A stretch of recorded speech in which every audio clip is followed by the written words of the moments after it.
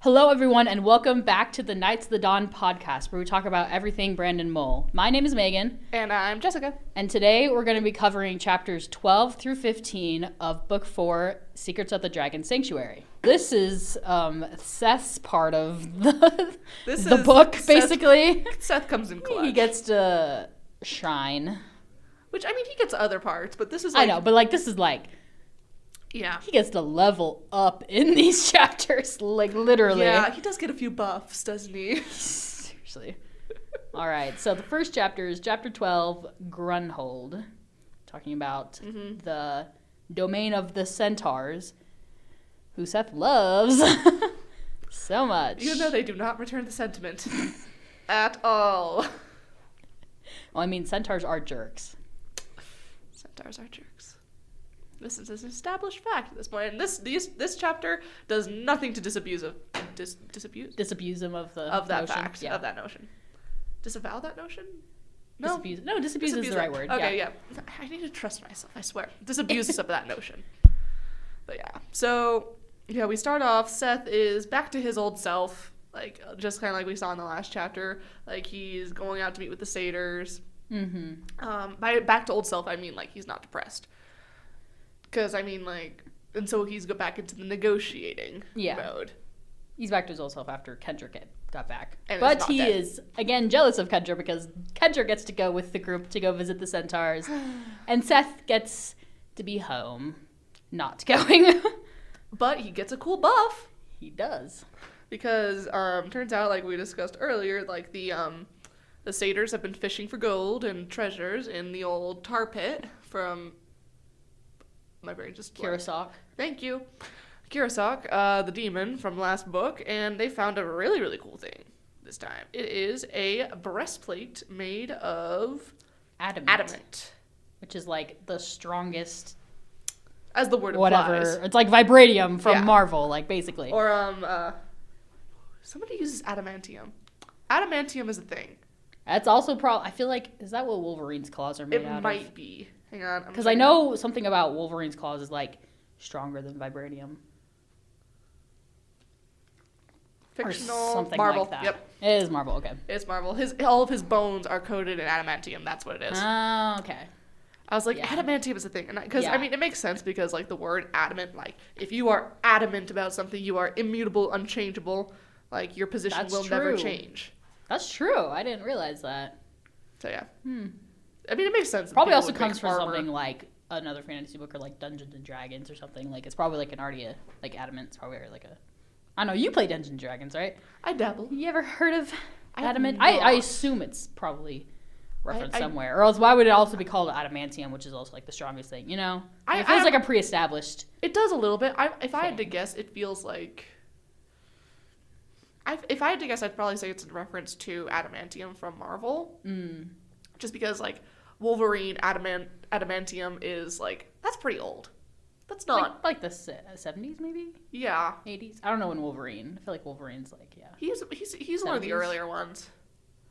He's probably 60s? Around the same time as, Spider-Man and... Spider-Man's, the 60s, I think. Yeah, I'm gonna say 60s or 70s. If I had to guess, I'd say my guess is 70s, is the reference there. I just always assumed it was, something from... I don't know, Dungeons and Dragons, or some kind of fantasy thing that's pre-established. It's possible. You know? Let me check adamant metal. Yeah, but the point is, it's strong. It's also it's like in Lord of the Rings when Bilbo gives Frodo his mithril. I knew that word. You did. Good job. I'm so proud. I'm proud of you. Wait, it's in Greek mythology? Oh. Adamant comes from Greek mythology? Okay, yeah, in Greek mythology, adamant refers to a mythical metal considered to be incredibly hard and unbreakable. Hey, so is it gonna pop up in Epic? Just kidding. Maybe ultimate crossover. Rick Riordan should have used this instead of Celestial Bronze. But I feel like it's more for armor. Celestial Bronze is more for weapons. Yeah, so... Okay, so essentially it's the equivalent of a diamond in modern terms. The word adamant directly translates to unconquerable or untamable from the Greek adamas. Oh, okay. Adamas? It's spelled Adamas. Adamas. I was going to assume Adamus. Adamus. Okay, so I was just Okay, thinking Greek mythology. adamantium, so it's Greek mythology. Interesting. Okay, well, there we go. So yeah, Perseus, not our Perseus Not Jackson. Perseus Jackson. No. But Perseus, the Greek hero, used an adamantine sword to decapitate the Gorgon Medusa. This is according to Google. Wiki. It's a wiki site. Yeah. It's a mythos. I don't know. So, presumably, Anyway, adamantine was the material used by the gods to chain Prometheus. Okay. So, Interesting. So it comes from Greek mythology. So maybe originally, like, the Greeks found diamonds and called it adamus? Yeah. Or adamant? And then that, because it's such a hard metal, translated into the etymology of the word adamant as a word that we would use today to define somebody's, like, comes from that, somebody's position. And then Stan Lee and Brandon Mull found it like, oh, hard thing. Adamant. There we go. Ah! That is interesting. You learn something new every day. There we go. And we were thinking 1960s, 1970s. Well, I didn't Try think it was 2000 like, BC. I didn't think it was like created then. I was just like, I did. Okay. Oh, you did? I thought that was gonna be like. I just assumed it was like something from like fantasy books or like medieval something that someone just kept going. I don't know, like fawns and centaurs and stuff. Like it's just something that pops up. Yeah, I thought it was like. I thought Stan Lee said adamantium because it's so hard. Oh, you thought it came from the word. Yeah, directly. I thought the word was first. Oh, no, that's not what I thought. But no, but yeah, so I thought like Stan Lee saw the word adamant and thought adamantium. And then we can move on from the word. But it came from there, but yeah. So yeah, cool. Adamant, hard thing. It's good it's from armor. Greek mythology. Yes, the hardest. Like you're not gonna get stabbed or killed or anything wearing an adamant breastplate. Yeah, this is literally the mithril of this. It literally is mithril. Like, whatever substance you want to call it, it's what it is. It's mithril. It's mithril, it's adamant, it's whatever. It's super light, it's super strong. I'm trying to think of another. There's another similar thing. Vibranium, mithril. There's always something. There's always something. I feel like there's another one. It's shard. Shard plate, yeah. It's shard plate. Basically. Anyway, they are willing to trade this super valuable, like, priceless breastplate which, for quote, a wealthy lord would have gladly emptied his treasury in exchange for a piece like this, strongest magical alloy ever devised, in trade for 96 size C batteries. Because they have an addiction. Because I'm addicted and I just can't get enough. Quite literally for them. They cannot get enough of television. Like, literally later on, they're like, we're missing so many shows. Please, I need my fix. Yeah. And Seth is just like, yeah, I'm bored. Might as well mess with them a little bit. Do you think Brandon will, like, update it to, like, Netflix? Because, I mean, when this was written in, like, 2009, 2010... Yeah, like they probably. It wasn't really. There were no streaming services, and they couldn't. Netflix was like not that old. They couldn't. They didn't have DVRs either. They couldn't record shows. They had DVR. In 2009? Yes. Oh, my family didn't. Okay, my family did. But either way, it'd just be kind of funny. It would be funny. We need all the streaming platforms. I'm like, oh my gosh. But yeah, monthly subscription is like 5 batteries worth. Yeah, wait, I can't pay them just in batteries. So yeah, they're like, please, we need batteries. We can. It's not gold. They're like, we're not trying to sell you gold anymore. This is something useful that you could use that doesn't have an owner because the owner is dead and it came from the tar pit and we got it ourselves. They were like trying really hard. They're desperate to convince Seth. Yeah. Seth's just like, I don't know, am I really gonna need it? I have all the bargaining power. Yeah, here. He's using his little finagling. I love this quote here. He's like, I bet Nero would give you some gold for this. Didn't you get the news flash? I almost, for a second, hang on. Didn't you get the news flash? Newell said, grinding his teeth. Gold no longer buys batteries. And then Dorn's like, we really need batteries. We're missing so many shows. They're begging. Yeah, they're literally begging. Thankfully, though, funnily though, they do catch on. They're like, you know what? You're just screwing with us. Because Seth is just like leading them along for like Yeah. A solid 3 pages on. Yeah, he's loving. He's enjoying it. He's But liking and this. so finally the satyrs wise up and they're like, no, you know what? No, we're done. You're just messing with us. We're trying to have a serious conversation here. Mhm. We're done. And Seth's like, okay. I'll give you a little. I'll give you the batteries. I'll even let you bump up the price a little bit because I messed with you and it's gonna take me a while to get to them. Just give me the breastplate. Okay, wait, but there was something else here that like caught my eye. Okay, I found it. The more TV we get, the more we need, Dorn explained. Seth raised his eyebrows. Maybe you guys are spending too much time in front of the tube. It's making you grouchy. Grandpa might be right. Maybe you should take some time off and learn to appreciate nature. Do you remember this part? We spent the last 4,000 years appreciating nature. I highlighted that. We get it. The plants are pretty and smell nice. For us, the new and exotic frontier are the season finale cliffhangers. Are they 4,000 years old? That's what I'm saying. Like, is he exaggerating or is he serious? Because we've been like wondering how old they are. That's what I'm saying. Yes, I forgot about. I highlighted that and I was gonna mention it, but I forgot. I'm literally like, are they actually? Or is it an exaggeration? I can't years. tell. I literally can't tell. I think they might be serious. I do too, which I'm like, what? Newell and Doran are 4,000 years old? This begs some questions. I'm so confused. Can satyrs reproduce? I don't know anymore. I thought they could, but are there female satyrs? We've never seen female satyrs. No, so I guess they have to be 4,000 years old. And So just these guys have literally been alive since the time of Perseus. on from, oh my gosh, back to the Greek mythology. Yeah, that's right. It works. I literally read that and I was like, wait, what? Yeah. They're actually 4,000 years old? Because, I mean, the fact, like, I wouldn't believe, so inclined to believe them if they hadn't said that they knew pattern. Because they knew pattern. I mean, that was only like But still. 200 years ago. It lends itself to the, like, oh, we're super old and, like, they just know these things. Yeah. But at the same time, I am inclined to believe them because they're not like humans, they're magical creatures. Mm-hmm. And magical creatures tend not to change. Except Yeah. for when they're interacting with humans. Or when they get bitten by a shadow plague. I mean, physically, yeah, the literal change. But you know what I mean? Like, they So, don't change yeah. their habits, the way they live and stuff. And so I'm just like, I guess they newborn, are. Are there newborn fairies? Are there newborn... Yeah, so like, does everything date back to like unicorns? Greek mythology? Like...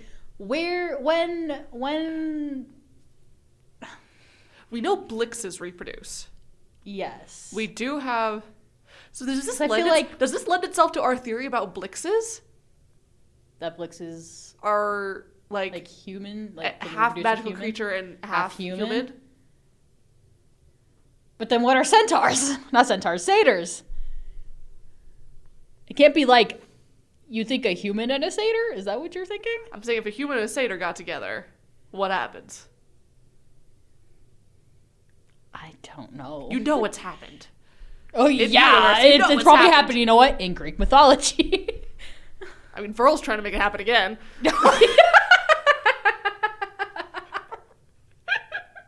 True. But okay, I will say every time the older I get, the more I read Verl, the more I'm like, okay, bro, you're a little creepy. Like, just relax. Especially if you're 4,000 years old. Yeah, I'm like, dude, relax. She's 16, 15, 16. Verl's just obsessed. Verl, that's the thing. Verl is obsessed, and that's why I'm a little like, okay, relax, bro. Like, this is. I'm glad he didn't continue it in like Dragon Watch. I was like, I'm kind of Yeah. over this bit of Verl. Like, it was kind of funny in the It's beginning. funny for like one or two gags. And a then he book. starts to become a little stalkerish, and I'm like, okay, stop drawing pictures of her, you little creepy guy. Like, a little weird, a little uncomfortable. Please creepy stop. old goat. Yeah, you creepy little goat. I love that works on 2 levels with the pun and the realism. It's just. Okay, is this another question we need to ask Brandon? What? Where? How old do satyrs live? How long do satyrs live? Have you thought about satyr reproduction? Is that something? Are we going to talk about where satyrs come from? Do we need to have the Newell talk? and Doran series? The birds and the bees. The goats and the sheep? Yeah, I was trying to think of something like that. Oh my gosh. No, but like, No, Do they talk about it in Dragon Watch at all? Like where like all the magical creatures come from, or they just been there? It's like 4,000 years. Is that just how old Nul and Doran are, or is that like? And they don't feel like when, like I don't know. And like centaurs, we see female centaurs in this section, briefly, but they're there. Oh, I didn't notice that. Kendra specifically notices, like, oh, I see female centaurs. Okay. But there's definitely not female satyrs. It never says anything about young satyrs young centaurs. They're always like young fairies. The age of like I imagine it was like frat boys, basically. Like how they act. Like, I'm just thinking like of this like in comparison to like in Percy Jackson, we have like some kind of frame of reference where like we know that satyrs are mature half as fast as humans, and they can reproduce because we have Coach Hedge in Heroes of Olympus series. He has a kid with a cloud nymph. But I also have a theory on that. I also have a theory on that where we've never seen a female satyr, and so I think that like he got with a cloud nymph and they had a boy. But I think if it had been a girl, it would have been a cloud nymph. But because it was a boy, it was a satyr. Okay. Sorry, total different headcanon. Sorry, I'm writing down the You're question. writing something down. That was just my personal headcanon. I'm adding it to the list of questions for Brandon that we will someday get to ask him. One day. Are Nul and Doran actually 4,000 years old? I wonder if he'll actually address that. That's what I feel like he could series. address stuff like this in the series. Yeah. Which is nice that we're getting new content. So Indeed. Like, and here we were not wondering if we wanted something like that. I know, and I'm like, answer all my questions about satyr reproduction. Actually, I don't want to know. I don't want to know about but I want to know how old they are, and if they are actually, and like where do they come immortal? From? Do they live just a really, really, really, really long time, or are they like not dying? Or if this do they age, or are they just like or is the this same like age for a very long time? Like, because I mean, it happens sometimes with authors, especially over long series, that like something is said and then it kind of has to be retconned later on. Yeah. Like in and like I Monsters. said, this could be like an exaggeration. Like, oh, we've lived for 4,000 years. We want to watch television because it's new, you know? Yeah, or like in Sea of Monsters, where Blackjack was initially a mare. Oh. Didn't realize that one. Yeah, like initially, like, it's a mare that flies off of Luke's boat, and the next book it's like, hey, yo, boss. Yeah, it's like a New Yorker, basically, New Jersey. Hey, what up, boss? Good Where cab you need driver. to go? I love Blackjack. Blackjack's like my favorite. Yes. Blackjack and Mrs. O'Leary. Anyway, I just thought it was so relevant because we've like been talking about this, being like, how old are they? And now we have confirmation and that now they're really freaking old. Well, yeah, we knew they were old, but like I still don't know if I actually believe that they're 4,000 years old, but maybe they really are. I just can't tell if they're like exaggerating or if he's like serious. Mm-hmm. But yeah, that was something that really caught my eye.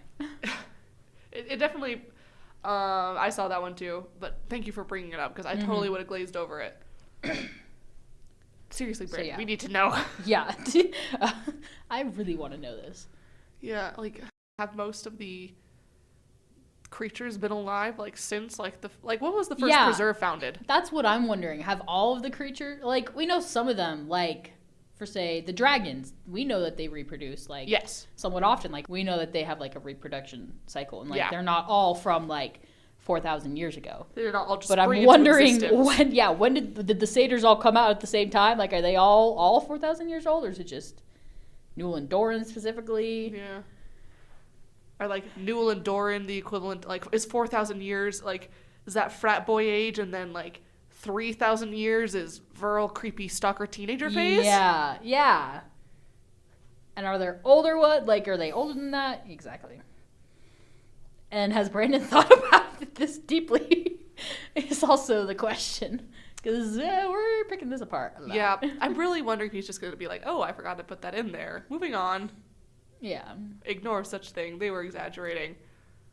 I wonder, maybe we should look in the Caretaker's Guide and the Dragon Watch guide. Oh, yeah, we probably should. It probably says that. Okay. Probably says something about it. It's got to say something. Okay. That's going to be our homework. Mm-hmm. Or my homework. Do you have that? I have both. I was going to say, I don't have either. I have both. So I will look Send me a at picture that when you find it. Okay. Help me remember because I might forget. Anyway. satyr reproduction. Okay, we can On weekly... move it'll on from the reproduction. No, it'll be an hourly text to remind you. You will never Every escape. hour, satyr reproduction. I like don't do it. I'm like talking to someone and I look at my phone and be like, oh, great. I don't want to mention what my friend just texted me. Hey, what did your friend say? Nothing. You need not know. You don't want You to know. don't want to know. I don't want to have to explain myself. You're gonna think I'm We don't crazy. got time for this. Like, you kind of had to be there to understand why I want to look this up. Anyway. Yeah. So yeah, and then they They're give nice. him the breastplate and be like, okay, you owe us 120 batteries. Yeah, I gotcha. And then they kind of talk about Verl and his obsession, because they give Seth, like, isn't it like a drawing of Kendra? Yeah, it's like a charcoal sketch. Oh my gosh. That is, hang on, let me check to make I sure. mean, the satyr has had, I guess, 3,000, 4,000 years to practice his drawing, but Kendra is hang on, I'm his trying to remember. I'm pretty sure it's supposed to be like even bigger than her actual face. muse. Oh my gosh, that's so weird. Okay. Hang on. Okay, it doesn't say larger her face. It says it was because he can hold it in his hand. So it was a canvas with a large image of Kendra's face rendered in charcoal. And he says, like, It's first realistic. yeah. Oh my gosh. Along and okay. Wow, Seth said that looks pretty realistic. You drew it? Along with many others, Verl admitted timidly. Oh. At first, I produced pictures of us together on a Yeah. carousel, rowing in a canal, waltzing at a ball. Doran warned me I was trying too hard. I finally settled on this striking vision of my muse. What better way to declare my affection than to simply revel in her beauty? Would you be so kind as to deliver it? No problem, Seth said, grinning. I blush to think of her beholding my work, Verl confessed, handing over the canvas. He doesn't even let go for a few This seconds. is seriously giving me the ick. Yeah. When you remember that Kendra's like 15. Yeah. Especially if Verl's over 4,000 years old. Yeah. Please stop, Verl. I'm glad they stopped this. Yeah. See- Hopefully he finds a nice hammer. Okay, we gotta move on. Yeah, we do. I'm sorry. Okay, so then, Seth is again living in the Chamber of Secrets and hears voices. Oh my gosh! It's like you speak parcel mouth, or your parcel mouth, you speak parcel tongue. Holy shoot. Harry talks in his sleep. Why were you What so you good noticed? at that? Yeah. Okay, Ron. I'm really proud of that. That was crazy good. I watched those movies a lot as a kid. Okay, but like that we was watched like 1, 2, way and too 3 good. over and over and over. Okay, so again. do I. So I can quote like, no, literally we watched a Harry Potter movie at work, and I was like, it was number First 2, Chamber? number 1. It was one of the first 3, which I know the best, and I was literally like quoting it along, and my coworkers were like, man, you really know a lot of this movie. I'm like, yeah, I have like I've dabbled. all of it memorized for the most part. Oh yeah. Especially number 2. Number 2, I Number have 2. so much of it memorized. Number 2 scared me as a kid. It's so good. It's so funny. It's mostly Molly Weasley that I have. Where have you been? No It's note. empty. No, No note. note. Car gone. You could have died. You could have been seen. But Mom, Harry was. They were starving him. They put bars on his window. Your You best hope I don't put bars on your window, Ronald Weasley. Harry. Of course, I don't blame you, Harry, dear. Come on, let's get you something to eat. How about a spot of breakfast? People give Molly Weasley crap, but she was great. Ronald Weasley, how dare you steal that car? I am absolutely disgusted. Your father is facing an inquiry at work, and it's entirely your fault. Well done, Ginny darling. Gryffindor. We're very so proud. If you step another toe out of line, we'll bring you straight home. And then he talks to Ginny, and then like Tears itself into pieces. Weasley's got to howl. Weasley's got to howler. I got to howl from my gran once. It was awful. It was horrible. Okay, anyway, now going from Seth and hearing voices Come to me, Seth. Yes. Visit me tonight. There is little time. Cut to everyone going to visit the centaurs at Grunhold. Long story short, centaurs are still jerks. Yeah. They're like, how dare you come to us with the girl that killed Broadhoof, and you want to ask for the horn, and we will not give you the horn, blah, blah, blah. To be fair, only Stormbrow is really pissed about Kendra being there. Mean, yeah. Like, Greymane is like, I can appreciate the fact that you came forward yourself and told the story as is and without any embellishment. True. But the second they ask about the horn. But also the fact that he says, was the life of our finest really worth saving the preserve? I don't think so, but whatever. He literally says, like, I'd rather he lived. They are centaurs. They are centaurs, but also does he not think about the fact that if, like, a demon is running the entire preserve? They're not holding out forever here. They don't give a crap because they have the horn, and they think the horn would... They're literally, like... They use the argument of, we need the horn so we can stop them from opening Zizix.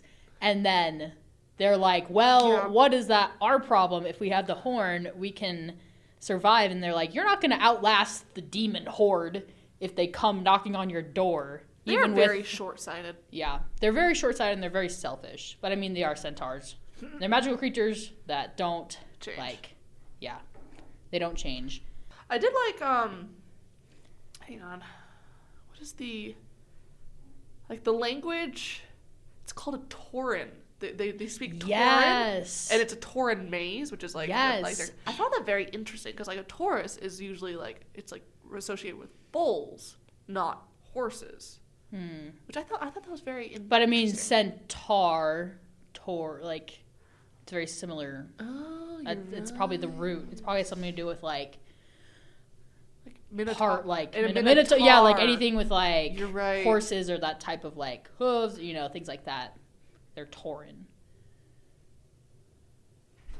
Well, like there's centaurs, there's minotaurs, there's other ones like part elk or something. Like there's other ones that he's like mentioned. I don't remember the names, but he's definitely mentioned them in other books. I guess if you think about it, Satar.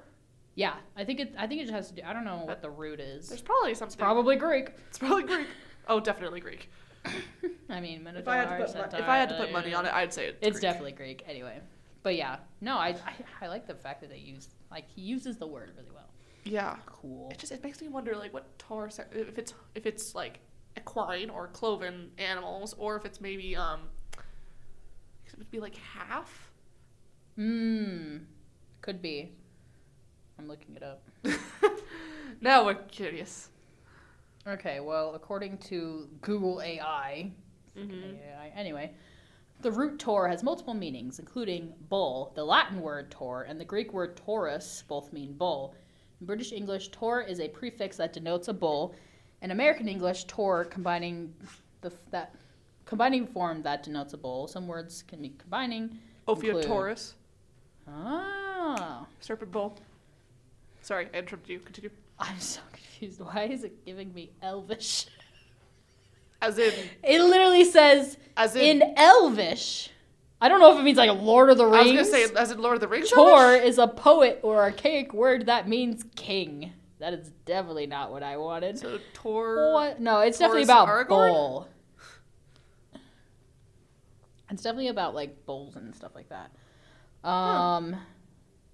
Oh, okay. According to Reddit, r/etymology, so I believe it. The Tor in Minotaur means bull, so what does it mean in Centaur? Centaur comes from Kentauros, meaning horseman.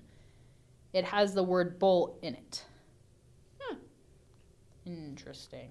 Very. So anyway, Tor has something, horses or clove, like what you were saying. Equine? No, it wouldn't be equine. I mean, this says bull, but... Four-legged, cloven animals.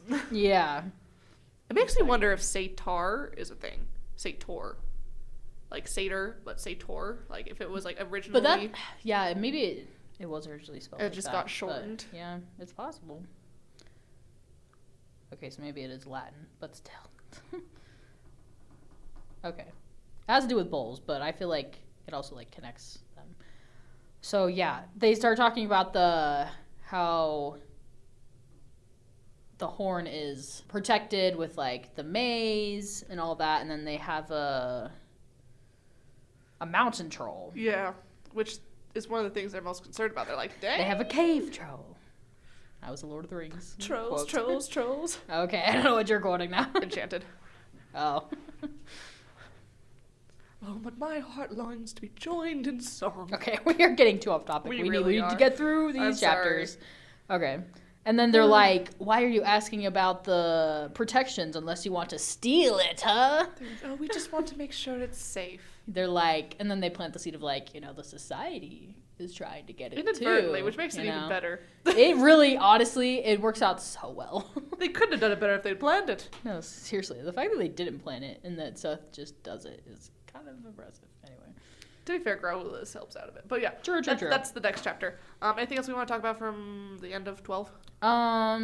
Besides the fairies? Yeah, is it just Chiara? the fairies. No, it's one of the other ones that helped with the Shadow Plague. One of the 3. Right. Lets her know, because like they get almost all the information from Greymane about the protections, everything but the location of the entrance, and the fairy's then- like, "Hey, you want to know a secret?" Yeah.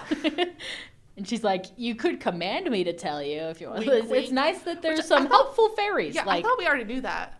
Didn't they tell her last yeah, book? but they have to keep reminding her apparently. Because Hash- Kendra slash doesn't reminding use Reed. it.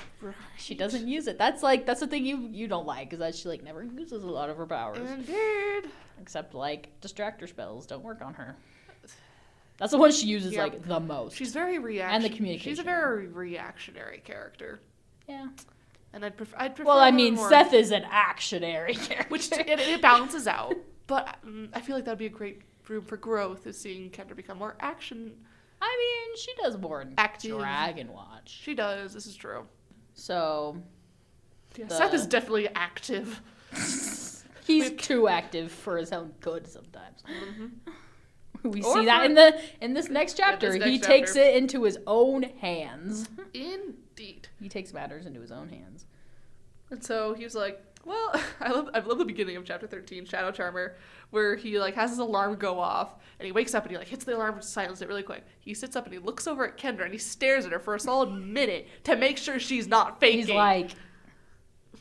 like, I'm looking at you. He's like, Kendra could be crafty. She seemed to have a sixth sense when it came to preventing mischief. Yeah. For minutes, he stays in bed waiting to see if she moves. He does not want He's not anyone to risking know. Yeah. anything. Yeah, no, he is definitely not. But he also knows it's because if anyone knew what he was doing, they would stop him at all costs. Like, they do not want him going back to Growlithe. Yeah, they're like, he helped us once. That's great. Mm-hmm. Or not. Just because he didn't kill you last time doesn't mean he won't kill you this time. But I will say, he does, like, he's, like, thinking to himself, like, I know I probably shouldn't be doing this. And he's like, I'm not doing it just to do it. I'm doing it because I see it as a way to help. A necessary risk. Yeah. Mm-hmm. Like, he says, a visit to the demon might be all it would take for Seth to save the day. Like, he's the only one that can hear Growlithe. He's the only one that can go visit and not be frozen with Guaranteed terror. death. Oh, yeah. And so, like, he's seeing it as, like, a necessary risk because it helped a lot last time with the Shadow Plague. Also, he wants answers to why he can suddenly hear all these voices of, like, these dark creatures and entities. Yeah. Like, and he knows that talking to a demon is probably his best way to find out what's happening. Yeah. So there's multiple motivations here. And he's not being stupid. No, he's not. He puts on the adamant breastplate. He's not doing that anymore. He takes a gaseous potion. He's grown. And, like, he's thinking it through a lot. Like, Yeah. it says, could this be a trap? Yes. But if Growlithe wanted to kill him, the demon could have done so the last time Seth had visited. Could visiting Growlithe place anyone besides himself in jeopardy? No, he couldn't see how. But what if he was mistaken? What if he was mistaken and Growlithe had not been summoning him? What if it was a mysterious voice? Blah, blah, blah. But, like, he's, like, trying to think it through. Yeah. And be like, okay, well, the only person I'm really putting at risk is myself. So, Mm-hmm. I also like this line, kind of going into what I was finishing saying about like Kendra being more reactive. He says, "But the Sphinx was on his way to collecting his third artifact, and Seth's friends and family were grasping at straws. Somebody had to make an aggressive move." He's like, Exactly. someone's gotta make a forward movement instead of just like trying to do all these passive things, because otherwise we're gonna lose. But yeah, so I like that like Seth is being like, someone's gotta be proactive, and as the proactive character, Yeah, he's like, okay, well, as Patton and Warren reincarnated, I am just going to take matters in my own hands. as the impulsive. Because I will say, if Warren had the same abilities as Seth, oh, he's there. 100%. He would have already gone. He's gone. Like, that's the thing. Only He's gone Seth and can do back. it, but like Warren would have done it already. Okay, but that does beg the question. He wakes up Warren. Does Warren let him go? Only if Warren can go with him. Even then, especially after losing Kendra. Yes. Because I think yes. I think Warren's really torn up, and it takes some convincing. I think he takes some convincing, but I think eventually yes. Okay. Yeah, I'll take that. I'm just thinking, like, especially with how, like, beaten up Warren probably was, which I still need to write, about losing Kendra. It takes a little more convincing. It definitely takes convincing, but... Oh, now I have, like, a headcanon, like, Warren will, like, come up to the nursery and, like, check on the kids every once in a while just to make sure they're both still there. I have a feeling it happens at least once, though. You're so right, though. It happens at least once, headcanon. He wakes up and thinks Kendra's gone. I agree. Oh, okay. Well, it's a good thing he didn't wake up that night and go check. No, instead it's just Hugo. Hugo finds him. Seth was planning on biking, wasn't? Wait. Yeah, he was. And then Hugo, like, picks him up off the ground and is like, oh, where do you think you're going? He literally says, "It's late." Yeah, he's like, you're not supposed to be out here. I do love this part because we're seeing Hugo's progressing, like, free will. Mm-hmm. And it's so interesting how Seth, like, is explaining it to Hugo, and Hugo makes the decision not only to let Seth go, but to go with him. And I feel like because Hugo has to obey, like, the rule, like, the commands of, like, the people, I feel like the overriding one is to protect everyone. Yep. And so he sees protecting Seth as the overarching, like, rule that he's following by going with him, because he, like, knows that Seth, like, needs to do this, like, in some part of him somehow. I don't know how, but, like, he does. So I like Seth that. asks him to trust him. Yeah, that's it. He trusts Seth. That's true. Which I love. A bold. Yeah. Sometimes I wonder if I trust Seth. I mean, Hugo was born, like, less than 2 years ago, so. Well, I was born yesterday. Exactly. I was going to say that, but I was like, I wasn't born yesterday. But... Nah, I got you, though. Yeah. Ah, man. And, like, so, yeah. Yeah, I like what you're saying. Like, he has his commands, but he also has the overarching duty to protect the inhabitants of Fablehaven. And Seth makes the argument, I'm doing this to save everybody. Trust me. Like, I know I've been stupid, but I'm not being stupid this time, I promise. So, yeah. And then I love how after that, after Hugo's committed to helping him out, he's like, take me to Grolus's cave. And Hugo's just like, Seth, sure. Like, yeah. You're sure. He's like, are you positive? Have you thought about this again? Mm-hmm. You're not being impulsive? Like, I also, like, because, is Hugo the one who took, yeah, Hugo took Grandpa and Seth to meet Graula's last book. You're right. So he would have the memory that Seth walked in and Seth walked out. That's true. So I think, very true. Like, maybe if you'd said, hey, take me to, Grunhold immediately and, like, hand me over to the centaurs. Yeah. Like, or Hugo would have been like, no. Like, if it had been something more risky or somewhere that, like, Hugo wasn't, like, aware that he could get out. He didn't know Seth had experience with. Hey, go put me in the middle of the fog giants territory. Yeah, he would be like, and leave. Heck no. But yeah, I think this is a bit That's more. when he would go wake up Grandpa. Mm-hmm. So yeah. And Seth's like, man, this is such way better than I thought it was going to be. Yeah, he's like, this is going better than it did last time. Mm-hmm. So Hugo even wishes him luck. He says, "Be safe" when he goes in. Which, Yeah. when the guy is only like monosyllabic, that thing means a lot. That's true. He could only do like 2 words. So yeah. Okay, so then he goes in to talk to Growlithe, and Growlithe is still slowly dying. Gross, gross stuff. Anyway, Yeah. description. Yeah, obligatory. And it was actually Growlithe who was calling out to Seth, so good thing he was right. I'm trying to remember what Growlithe said in the last book. Could he kill Seth right now if he wanted to? Like, without being able to paralyze him with fear, and being, like, clearly... I mean, technically, struggling to move. Nero's there, so Nero could kill him. This is true. Because Nero listens to Growlithe. Yes. So, he has his ways. Even if he couldn't do it physically, someone else, he could order someone else to. Yeah. Also, we have a confirmation of an afterlife. True. Yes. Growlithe confirms that Kurisak is in fact dead, and that he has, quote, passed beyond this sphere of existence. His new abode is less pleasant. No doubt he will be there to greet me. I wonder if it's connected to the Shadowlands. And like the beyond that it talks about in Oh, we're Five talking Kingdoms. about 5 Kingdoms. I was Sorry, I was pivot. literally like the Shadowlands. Is that in Dragon Watch? Yeah, because I mean... Okay. Oh, this goes back to our discussion about whether Fablehaven is connected or not. Yeah, in the way that 5 Kingdoms and Beyonders are. I'm going to say yes, just because it makes it more interesting to me. Okay. I don't want to think about that right now. I like You literally don't have to. can't conceptualize it. No, I'm just going to say this is a new And Brandon so, Cosmere. yeah, pretty much. So it's interesting because he says like, well, first of all, they talk about the horn, and then Seth is like, well, what if I use the horn to heal you? And Growlithe is like, the horn purifies. It would probably kill me if it came in contact with me. Yeah. I also really like this line. It says, you were foolish to come. If you understood who I was, you would stay far away.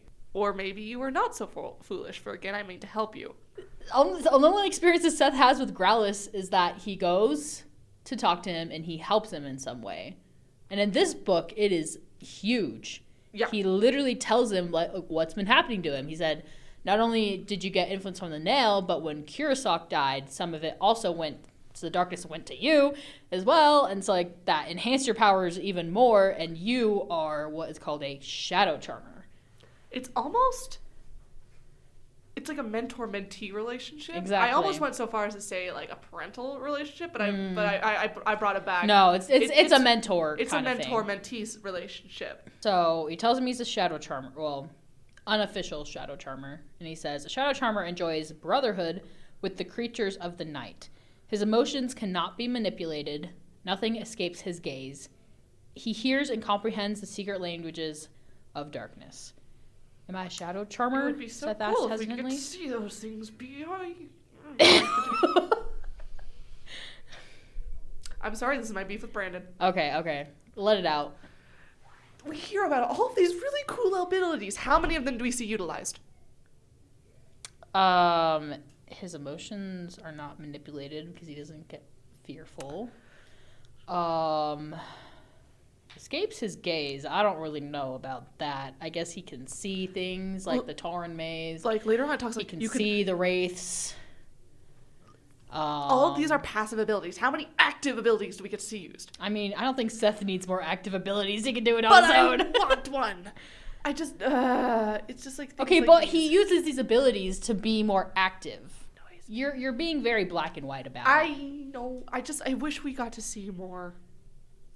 Well, I the wish thing we is got to that see Seth more. doesn't even like that part of himself. He doesn't even really want to be a shadow charmer. Like, he uses it so little because he doesn't want to feel like But he's it's the same evil. thing with Kendra, with being a fairy kind. But if Kendra She uses can her see in the powers, dark, she's not an that's it. evil person. Like, she doesn't feel like she's evil. She's the light side of the force. You're gonna make a comparison. Well, what else would you have me do? Like, well, and that is an important distinction that he says. Like, Seth is like, is this going to turn me evil? And Growlithe is like, I said an ally of the night, not of evil. So, like, he makes, like, distinctions like, darkness does not mean evil. And that is something that Seth talks about and has to be reminded about a lot after this. But I feel like he still associates it with evil. And so that's part of why he doesn't like to use his powers, like with talking with shades and wraiths and stuff. Like, he feels like he doesn't want to associate himself with the evil things, because what else could they achieve other than evil purposes? Yeah. So I think that's a big reason why he tries to avoid it, and he does other things not associated with his powers. Like, he uses his powers to an end of a means to an end, not like the source of his actions and abilities.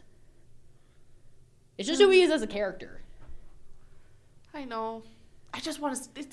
Okay, but like, what do you abilities. imagine him doing that he doesn't do that you wanted to see? Like the dampening of the torches, like I don't know. Maybe I want him to be like like a new Nico from Percy Jackson, like shadow walking. Maybe not raising the dead, but you know what I mean. Shadow travel, I mean. But he can't shadow travel. That's not one of his powers. That's Nico. That's a different book. I know, but I guess he shadow walks. Like shadow charmer. What does he shadow walk? To get the horn. To sneak by the centaurs. Even later, in one of the later like chapters, when he goes up in the room, like right after he gets the horn, like Kendra doesn't see him, and then he's like, "I'm here." He's not even like meaning to, and he does it. Oh right, I did forget about that. Like, he uses it. Mostly in this book, especially to get the horn. Yeah. Because he has to. And he does it in other times in the book, too. I'm not going to mention yet, but... Yeah. Okay, this is a spoiler warning. We continued this conversation without dancing around spoilers like we have been for the past, couple minutes. So spoilers for the rest of Fablehaven, Five Kingdoms, and Beyonders. This is your spoiler warning for those 3 series.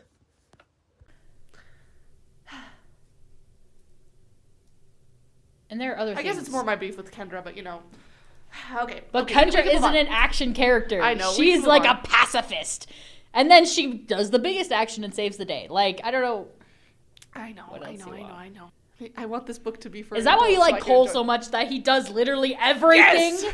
I think But that's why I don't like him, because he does literally everything and no one else does anything. Do stuff. Not really. Cole is literally the most OP character ever. And I love him. It's so obnoxious. And I love him. Like, he makes mistakes, but in the end, he fixes his own... Like, he does literally everything. That's the thing. So does you gotta find Rachel. A balance. Rachel gets, the entire Toravor army under her command. But not for 5 books straight.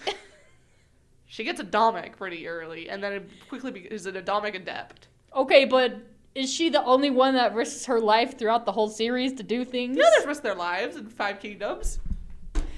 A lot of people die in Beyonders. Are you kidding me? Jace throws Majority of the people die to help get... They literally... You know exactly how they helped, because the prophetess tells you exactly what they did to help Jason and Rachel win. Is that with Cole? No, Cole does literally everything because he has the OP power of connecting people to their power in different kingdoms and ruining the world if he so chooses. You can't say anything because I like him too, but it's just annoying that he is so OP. I would argue that Rachel is OP as well, but okay. Not in the same way. Fair enough. I have heard of shadow charmers who could quench flames, project fear, lower the temperature in a room. That's what I'm thinking of. So Nero comes in and he's like, okay, Graulus is basically saying, it's my turn to help you out, because he actually calls him Master Graulus. Yeah. So basically Nero is going to be the little guide to say, okay, Seth, you can do this, this, this, and this as we go to Grunhold, and then you're going to do this, this, this, and this. He's like driver. He's like, I will drop you off and pick you up pretty much when you're done. It's so interesting too. Like Nero, we haven't seen Nero since book 1, and he's like, I literally saved your life, basically back in the day. And to think, I almost had you as a servant, and now you're a shadow charmer. Yeah, it's just like interesting. Be like, man, Seth's come a long way from climbing those logs. Mm-hmm. They did mention Nero in the second book because that's true. Yeah, they attacked stole and his the stone was- gold. Yeah, and they stole his stone. yeah. But, like we don't see him. Yeah. Yeah, we do. Which is kind of interesting. Oh wait, no, it's in the third book that he gets attacked and his stone is stolen. In the second one, they steal his gold. Oh, I guess. And the third one, he's yeah, mentioned. I forgot about that. They do mention him, but I was just Like, they thinking, go to like, he visit doesn't him. like come up since. Yeah. Like we don't see him. Yeah. I mean, and yeah, same with the second one. But yeah, continuing on. You know, something I think is interesting is that Seth, being an ally of the night, can't see in the dark, but Kendra can. Uh-huh. I mean... There's some philosophy there or something. Yeah, it'd be kind of interesting to get into, like... You could pull something philosophical from that. Light, like... Yeah, she never dims her... It's because her light never dims. A single candle can hold back the darkness. Yeah, we can quote Dumbledore again like we did last time. If only one remembers to turn on the lights. But I mean... Darkness within darkness is... Yeah, like, how many shades of black are there? You can't be fire with fire. You can't be darkness with darkness. But you can beat darkness with fire. There you go. He just needs fire. He needs to fire bend. But ironically, shadow charmers can quench flames. Get rid of the light. Yes. Oh, well, they're ally of the night, so. Yeah. But like, it's also good because like, in the dark, he can shadow walk. Mm-hmm. I also love how like. Which is more convenient if you could see. So like, oh my gosh, my brain just went absolutely like Coulter. There we go. Coulter and Grandpa and like them they were all surprised. They're like, dang, you were able to tame a mountain troll. But then Nero's like, yeah, they're stupid. Yeah, he's like, They're pull a prank. He'll think it's funny. They're big. They're strong. They're stupid. All brawn and no brain. Which, as we see later, is Yeah. accurate. So he gives him a banana to put in the place of the horn. And he's like, yeah, he'll think it's funny. And you'll take the horn. And Seth's like, oh, okay. Guess I'll take a banana. Yeah. I also like that Nero's advice for the maze part, which is because it's supposed to be an invisible maze, but because Seth is a shadow charmer, he can see the maze. So as long as he doesn't touch the walls, he's good. But he says, like, the trick with the maze is always turn left. Only veer right when you can't turn left. Eventually, you'll systematically cover all the ground in the maze until you find your location, which is true of all mazes. Yeah, that is how you do mazes. That's how you're going to do a maze. It's always turn left. Yeah. They go, well, Hugo, like, basically threatens Nero and is like, no funny business here, like, bring Seth back. And he's like, I do okay. love that part. No hurt Seth. Yeah.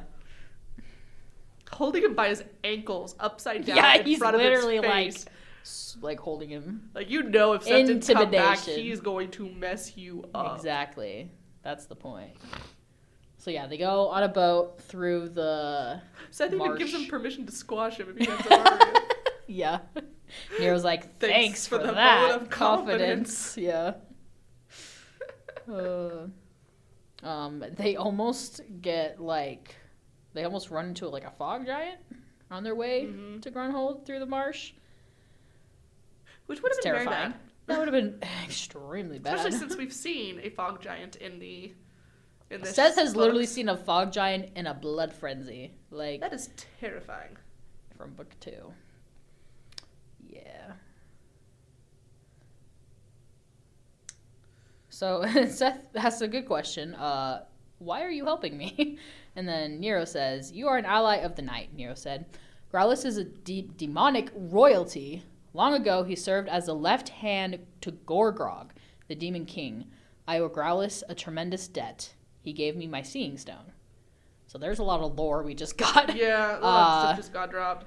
Growlithe was one of the most like powerful demons ever, basically, and now he's like slowly dying. But like back in his heyday, you know, Man was powerful, important. like he literally says demonic royalty. Like that's puts it into perspective. Seth, that's who Seth has been dealing with, basically. Like that's kind of crazy. And also the fact that he gave Nero his seeing stone is interesting. Mm-hmm. So he starts, like, sneaking in the shadows past the Guards. the Tauren guards. Yeah. Using his shade walking. And so, okay.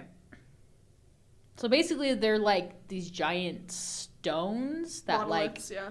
move for 1 hour in the morning. And that is where, like, the entrance is. So he waits for the stone to move and, like, goes down into the tunnel. And he has 1 hour. And he has 1 hour until the stone goes back to where it was. Or else he'll have to wait. The entire maze. Navigate the maze, get Twice. the horn, and come back and get out. Mm-hmm. So. No pressure. Yeah, no pressure at all. So yeah, he gets in, and he starts navigating the maze. Well, yeah, he has to wait for a few minutes. What he does is this is also when the centaurs feed the troll. Mm-hmm. So they're taking these, like, giant, he basically calls them giant wheelbarrow wagons full of food, and he's like, wait, I can see the walls of the maze, but they're invisible to everyone else, so I can't just, like, follow behind them because they'll see me, which is kind of trippy when you think about it. Like, he can't see them, but they can see him. Like, but they would. That hurts my brain. brain. They wouldn't be able to get to him directly because they wouldn't be able to hit the walls. But if they hit the wall, it would just set off the alarm, right? Like, I don't know. Like, it just kind of hurts my brain. But the fact that Seth thought of that, I'm like, props to you. Really? Because I wouldn't have thought of that. So he, like, hops in a wheelbarrow and hitches a ride through the maze. Which, I mean, how stressful has that got to be for the centaur?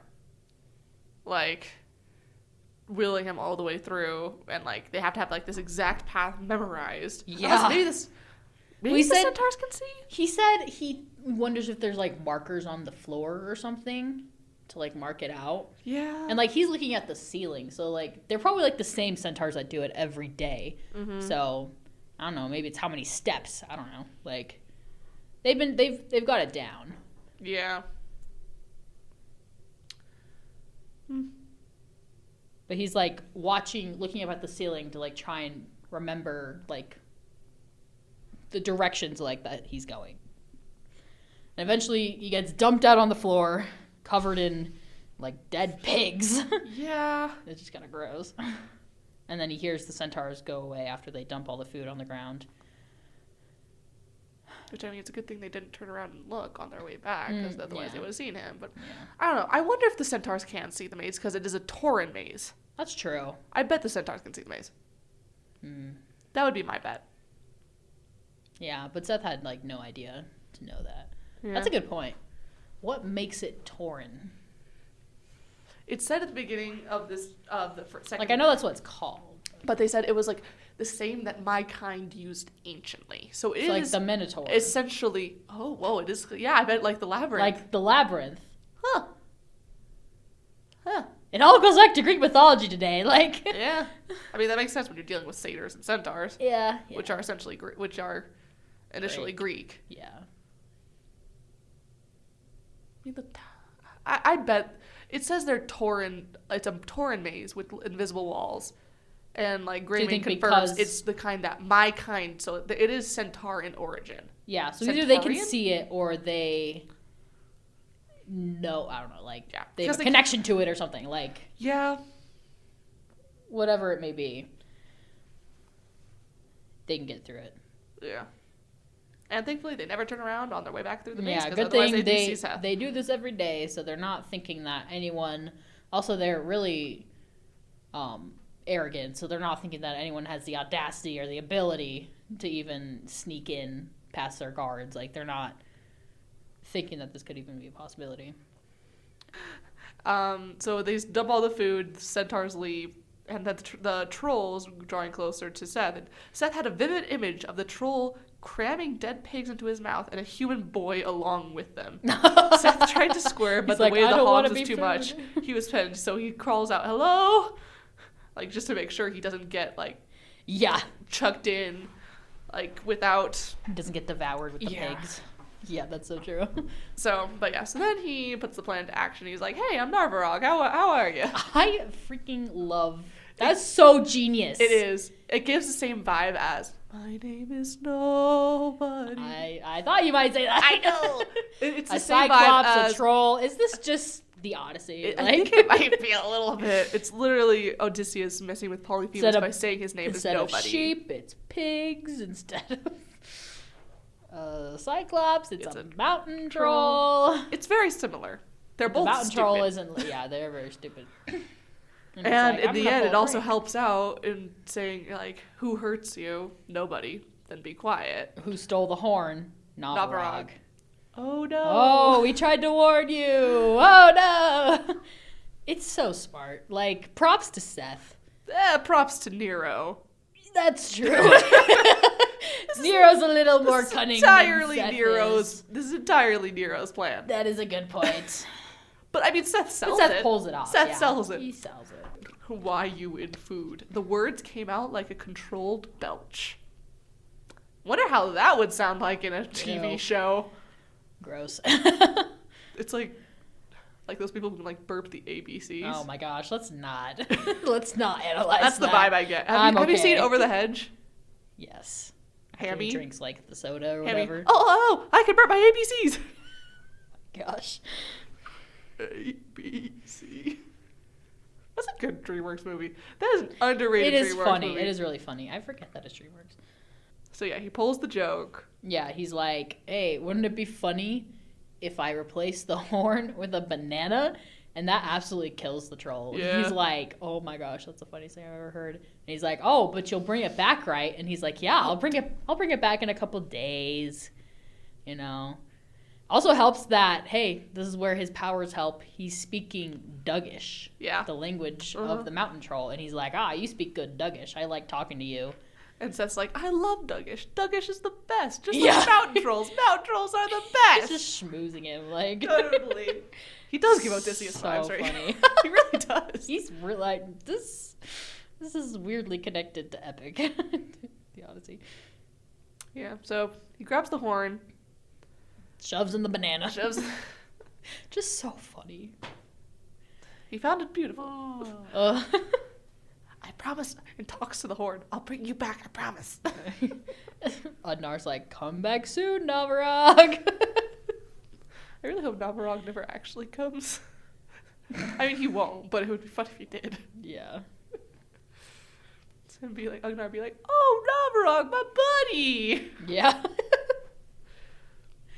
So then Seth is like, okay, now I have to run because it's almost It's time. been real, it's been fun, but now I fear I've got to run. So he starts going, I think he starts turning right. Yeah, he... As long as the he ceiling was overthinks it a correct. little bit. Yeah.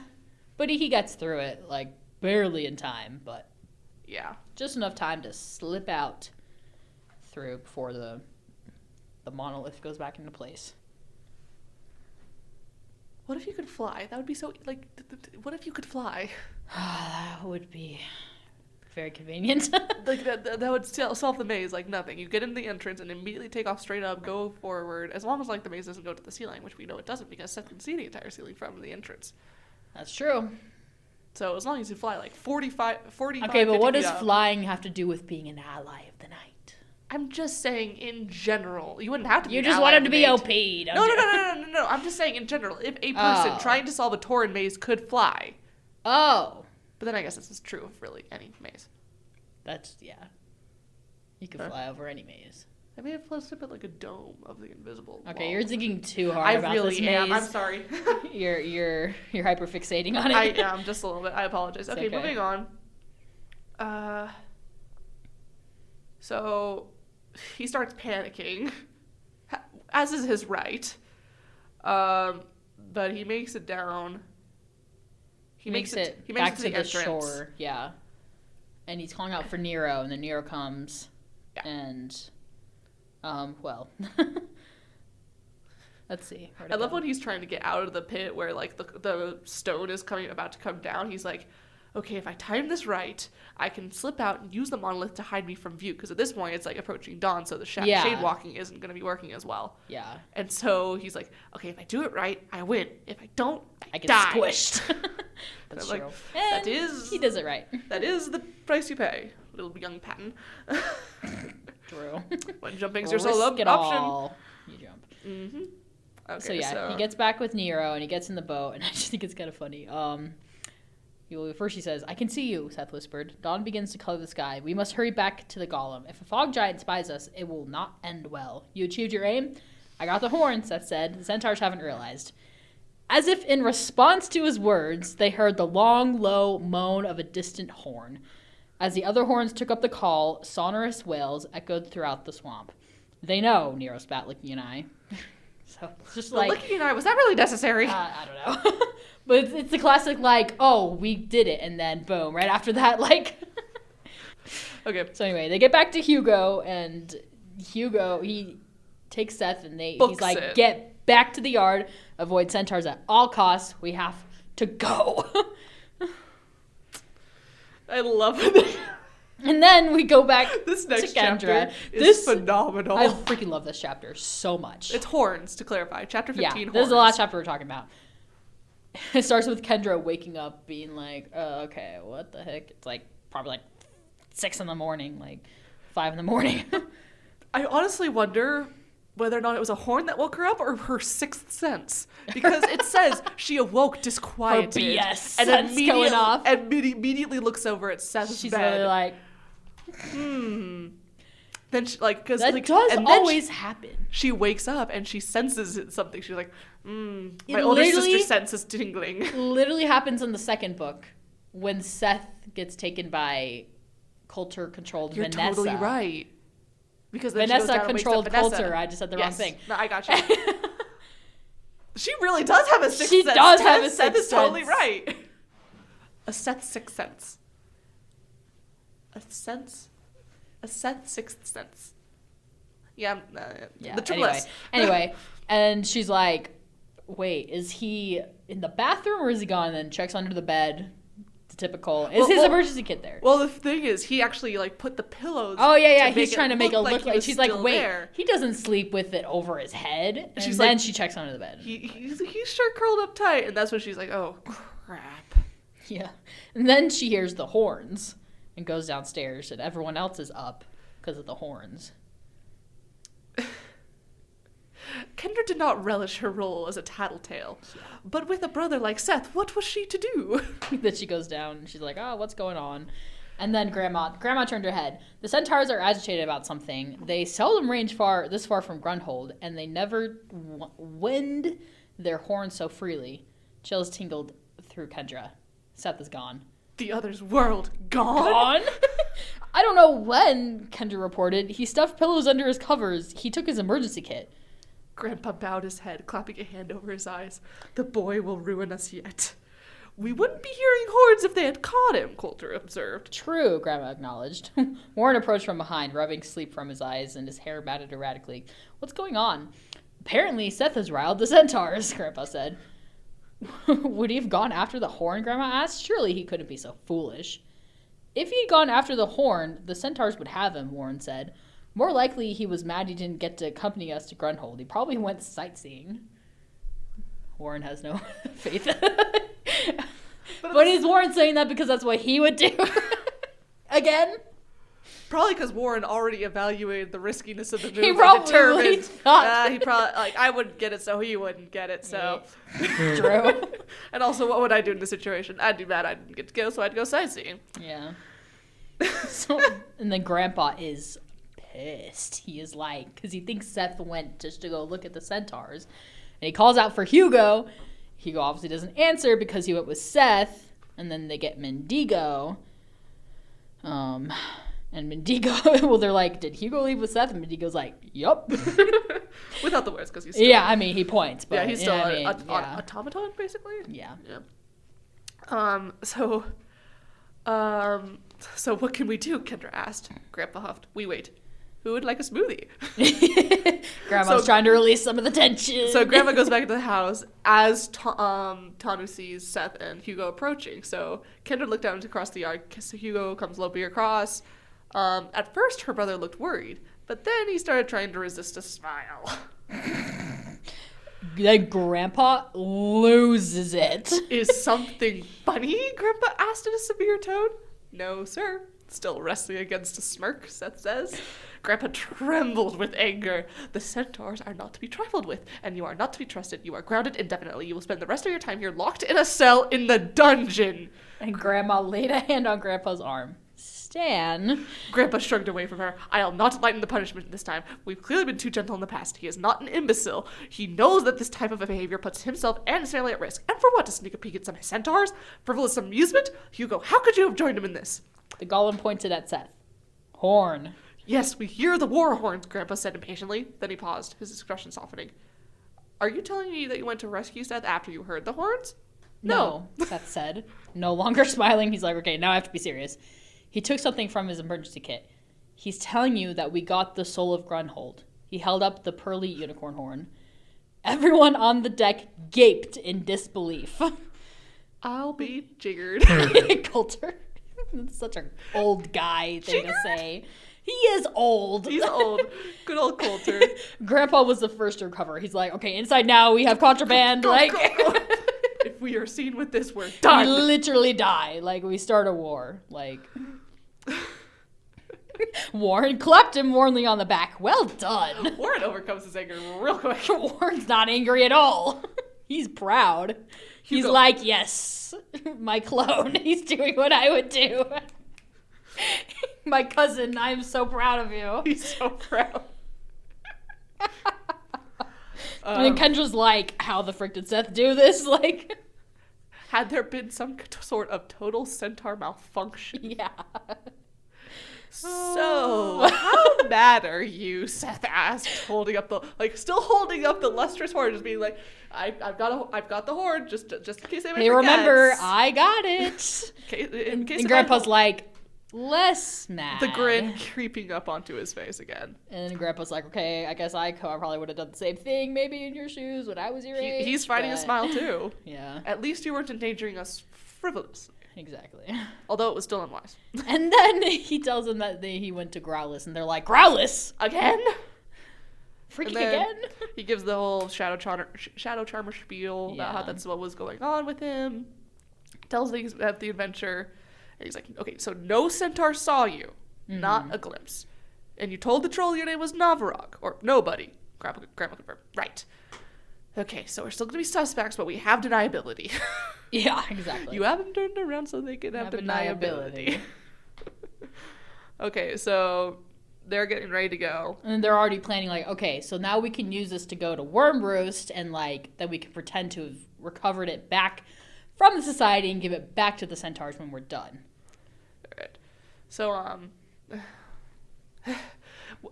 we'll need dragon tamers for the mission. Time to agree. For sure I'm going, Seth announced. I got the horn. Grandpa turned to him. You aren't out of the woods yet, young man. Don't start making wild presumptions. He's like, would you have ever... you took a huge unauthorized risk going to the centaurs. Would you have ever authorized it? We're all fortunate you succeeded, Grandpa continued, ignoring the comment. He literally is like, yeah, well, you kind of got me there, so I'm just not going to acknowledge that. But at the same time, if you'd failed, we would have a war on our hands. You would be dead. So Yeah. And he's you're like, in the doghouse, but you're not... Don't move in. Mm-hmm. It probably... He's also like, well, we also have to figure out this whole stuff about Shadow Charmer because typically those are the bad guys. But then also, like, she's like, we'll have to do some research. And Coulter's just like, don't hold your breath, which is not reassuring. I love Grandpa's just, like, looking at him. And he says it's regarding him kindly. He's like, I honestly don't know what to do with you. Facing Growlithe was incredibly brave. So was returning the horn. I know you had good intentions, that you took a calculated risk. Moreover, you weren't wrong. You pulled it off. Recovering the horn was a major coup. But until we learn more... about your status as a Shadow Charmer, and because you took a potentially disastrous risk without permission, I'm afraid I still have to punish you. Seth is like, punish? Are you kidding me? This is so funny. Punish, Seth blurted, rising to his feet, a horn in his hand. Good thing I didn't find the cure for cancer. You might have had me arrested. But at the same time, Grandpa makes a great point. Yeah. Like, It's always like, you did something good, Seth, but you broke the rules. And rules have consequences. We have been talking about this from book one. Literally, this is literally the same thing that just keeps happening over and over again. It gets progressively better because Seth is doing more good, but he's still breaking the rules. I weighed my options and made smart choices, Seth responded. I didn't set out to borrow the horn. I only decided to try for the horn after Graul showed me my skills as a shard charmer and gave me a realistic chance at success. It was me or nobody.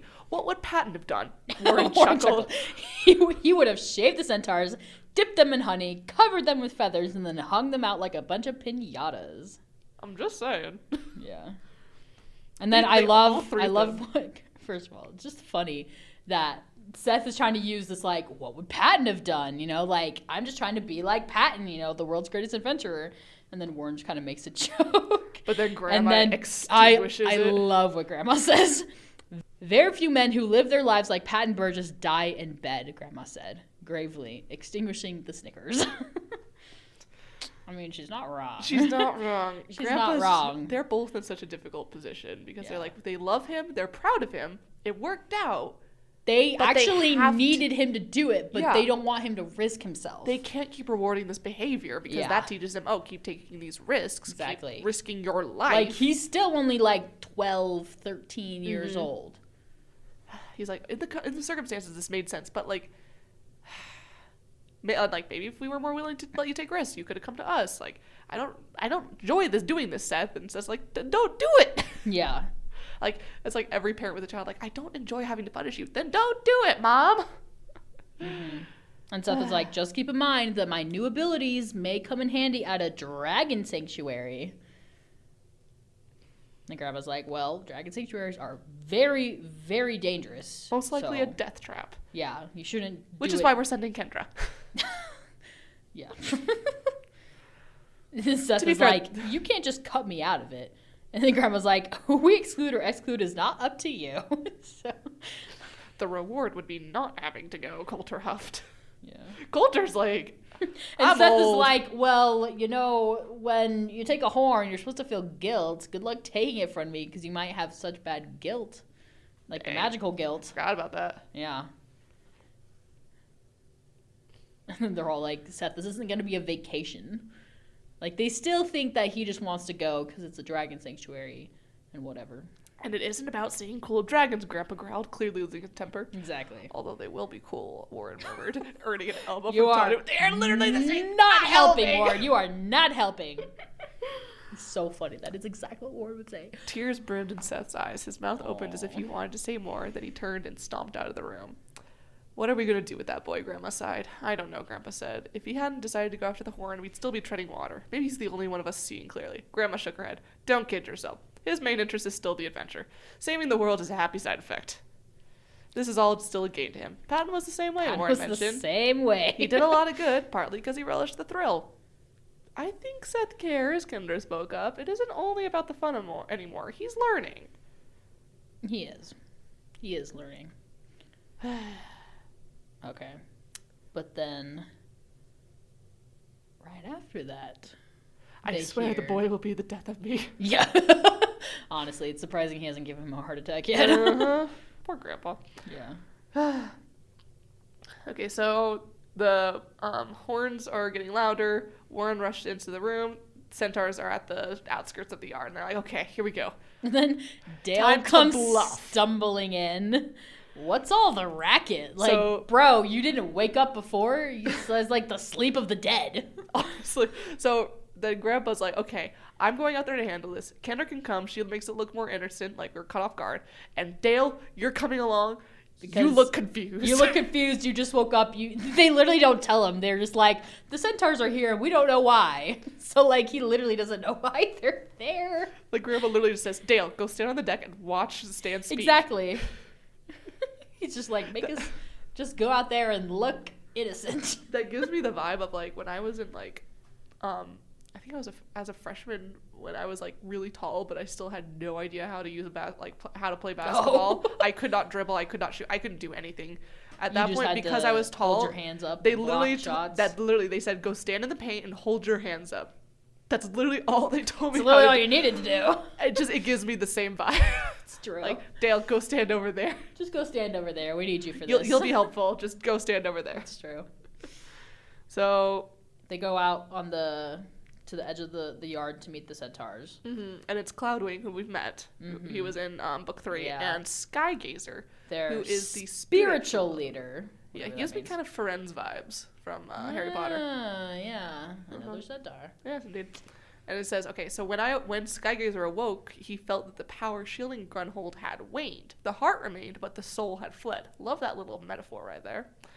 Yeah. We've like the heart is still there, but the soul is gone. I mean, they do call it the heart and soul of Grunhold. But yeah, And it's also very like. Sorry. Did not know that had words. It has words, fun fact. But yeah. The one piano piece that almost everybody knows. Yeah. And they say that they have a way to communicate with the mountain troll, and he says that Navarog stole the horn. And then But also they did find tracks of Hugo on the opposite side of the marsh. And then Grandpa, being really smart, thinking on the fly, is like, oh, we sent Hugo to keep a lookout because we are worried. And then when he hears them talk about Navarog, Grandpa... He's blowing He's Kendra's like going mind out with for the an acting. Oscar worthy or something. Like, he is totally like acting his butt off. Being like, Navarog, oh, I was afraid of this. Navarog is with the enemy. You think one of us could have taken Yeah. the horn? He's like, you think a puny tiny little human could have managed it? Navarog is a demon prince. He probably Use some snuck dark in magic. and then flew away in his dragon form. Like, I mean, what's more likely? The demon prince stealing it, or a tiny little teenage human boy? Not that we're saying a teenage human boy was involved. Who I mean, what's better for your ego here? So yeah, the centaurs are suspicious, but they have no proof. Or he was working with you and the golem brought him here, Cloudwing said, his posture and voice less certain. Grandpa laughed. Yes. Navarog the dragon, the demon prince, is now our errand boy.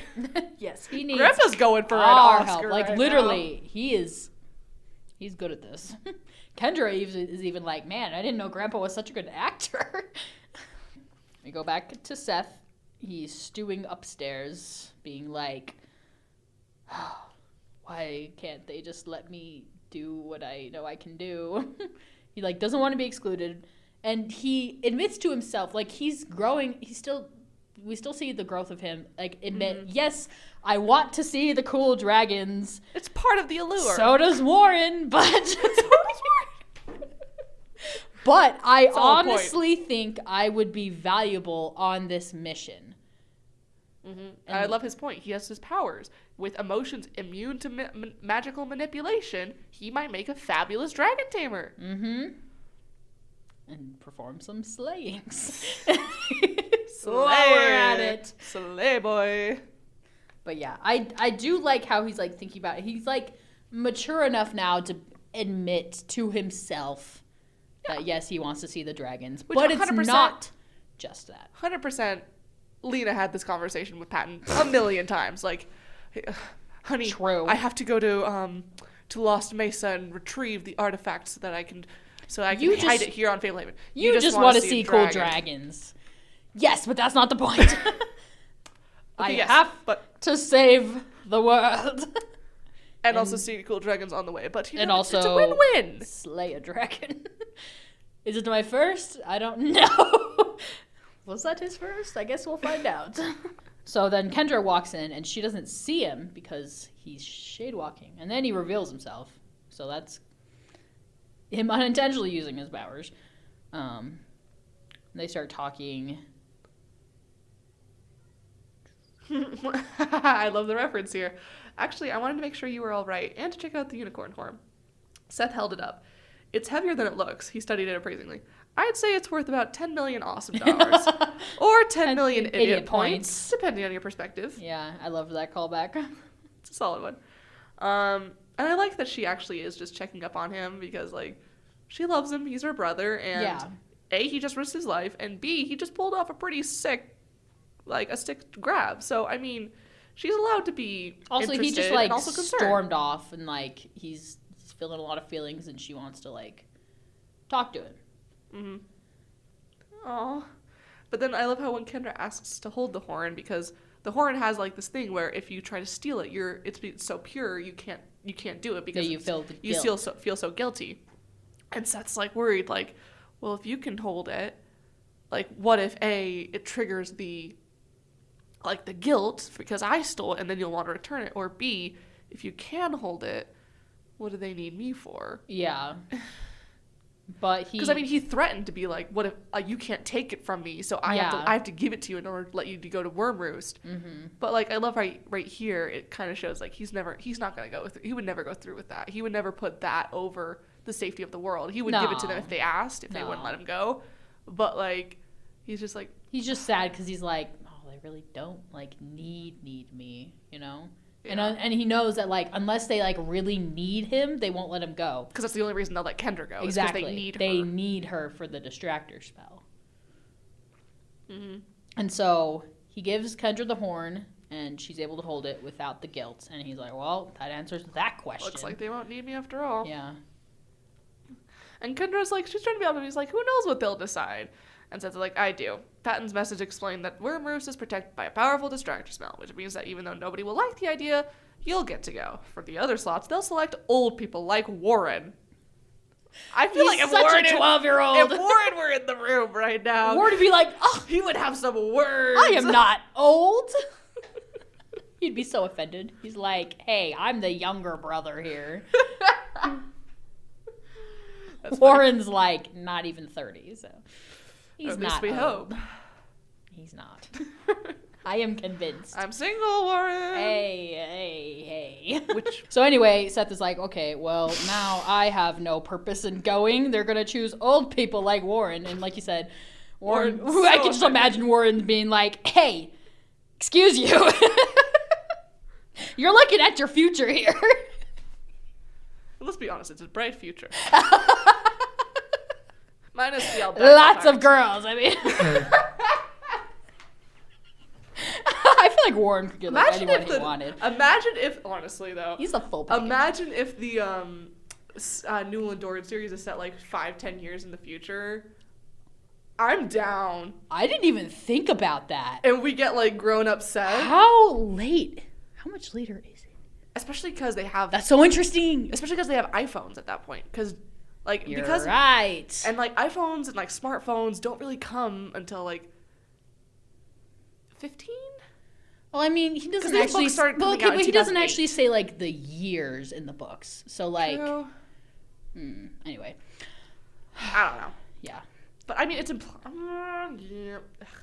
Oh, and then he starts teasing her. He's like, I know who else they'll invite. A certain dragon taming prodigy, Gavin. Why did you think of the exact same phrase there? Is that what he says? I don't think so. But we both said that is how they describe him, though.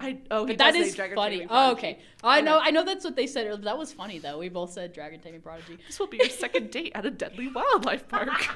Next time, you guys should go miniature golfing. So which is fun to do on a date. I highly recommend. You're a weirdo. Kendra said, and you dodged my question. Why do you want to go so badly? You dodged his question. That's true. Would I love to see dragons? Sure. Who wouldn't? Besides you, I mean. The more important reason is simple. We have to stop the Sphinx or we're all doomed. And I know I can help do it. There's lots of ways to help, Kendra argued. Good point. Go ahead. Maybe I can pack your sack lunches. You don't have to do everything. Nope, just the boring stuff. Maybe I'll write the Sphinx a stern letter. Very strongly worded letter.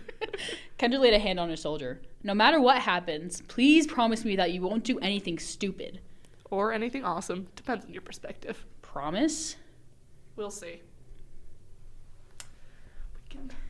I mean, it's not technically his idea to stow away. And he also doesn't say no. He doesn't promise. He says, we'll see. Which, honestly, Kendra, did you expect to get anything better than that? No.